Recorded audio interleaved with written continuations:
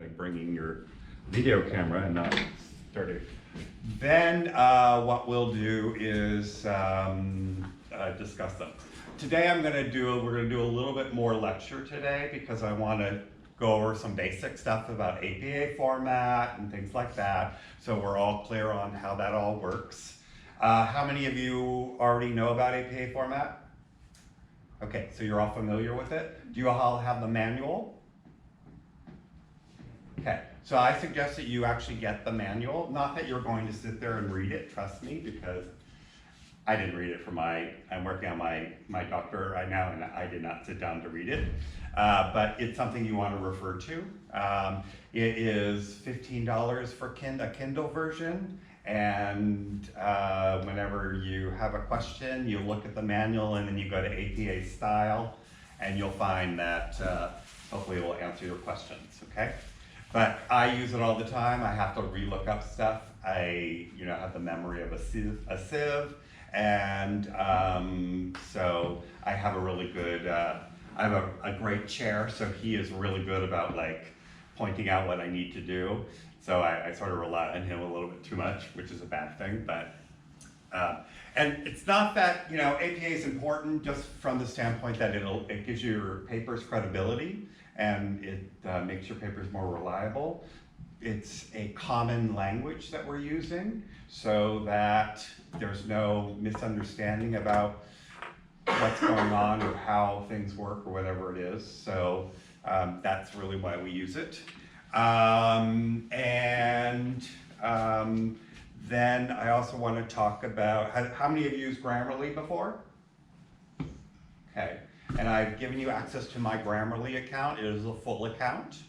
You can use it up until the point where I have it no longer. So if you find out one day it's no longer working, it's because I'm not using it anymore. But I probably will have a Grammarly account for the rest of my life because they're actually good, okay? Also, I suggest that you write your postings in a Word document first, and then put that Word document through Grammarly. Now be aware that when you do that, so from your quotes, you're gonna run across passive voice in the quotes, and that's gonna be a little bit of a problem for you. Just accept those, don't change the quotes. And it's frustrating for me when I read articles and I find like all these mistakes, not appropriate format and whatever it is, so you sort of start to question people's writing styles and stuff. And but when you're hunting and pecking for support of your argument, sometimes you just sort of bypass that. If it's in a scholarly journal, and I guess they allow passive voice to get by, that's their thing, and they allow that. So. But it is a mindset that you have to get into to write in an APA format style. It is not something that comes easily. Basically, you are learning how to rewrite. You are writing in a scholarly voice, and it is just not something that you're used to. We all talk and speak in passive voice, and so we let that translate onto our paper. Until you start to write a lot, like my proposal for my thesis is 150 pages long, and after you've written that much, you start to see when you're writing in passive voice. So if you get to the point where you're starting to recognize that, that's a good thing, and there's always ways to make the change. Okay, so what else did I want to go through? Then today we're going to go through the different models, okay? And the models are important because what they are doing is providing you a structure to work within for developing proposals and developing the SCORE method of how you would write a proposal, okay?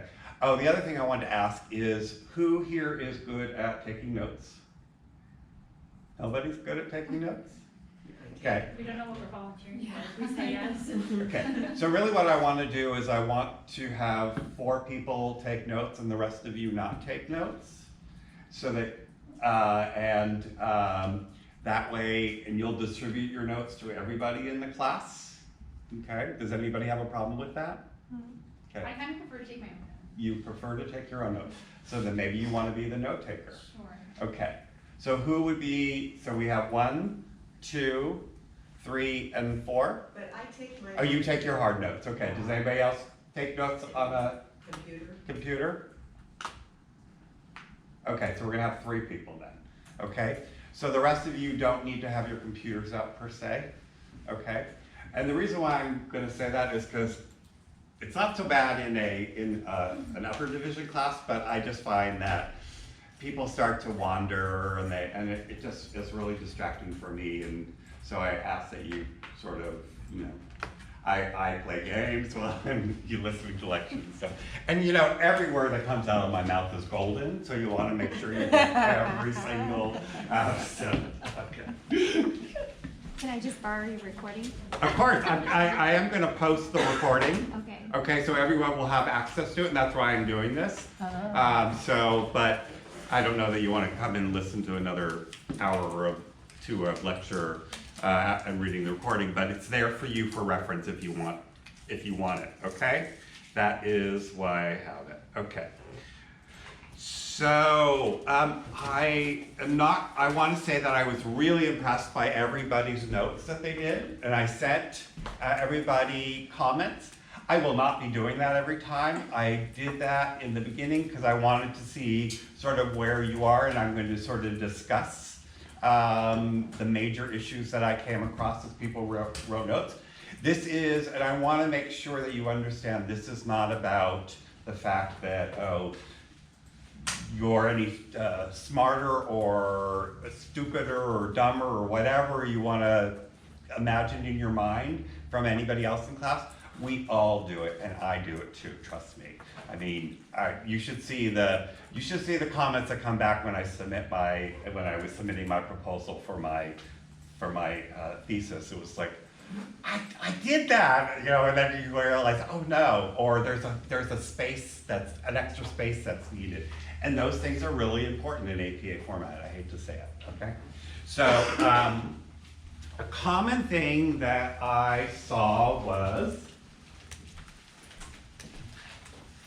okay, where is it? Was passive voice.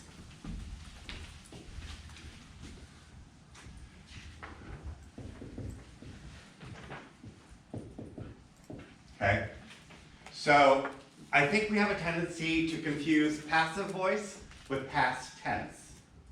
Okay, so whenever you see had, credited,